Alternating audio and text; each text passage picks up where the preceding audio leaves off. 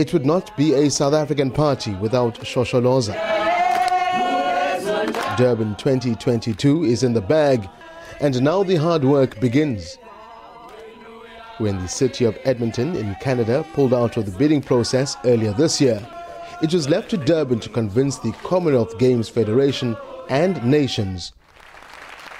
And they were unanimous in giving Africa their first major international multi-coded sporting event. I went to Durban on the inward visit, and I think there's a vibrancy there. It's the whole thing about wanting to bring a community together for young people, and it's great that you have all the infrastructure in place.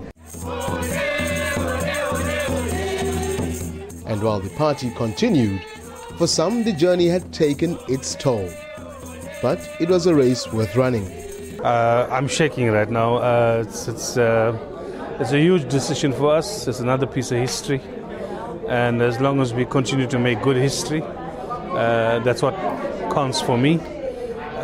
Now the hard work starts to deliver these games. It was very heartening to be sitting up there and to get the decision by acclamation.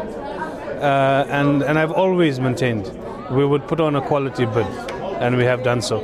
It's an amazing opportunity for South Africa, not just the youth of South Africa, not just the athletes, but the entire country. I think it's a very special moment, and I know South Africa is going to turn up for this one. For now, it's cheers to everyone who made this possible, and South Africa has every right to celebrate. But the hard work must begin in earnest, as the world's eyes will once again be firmly fixed on the continent. It's a big one.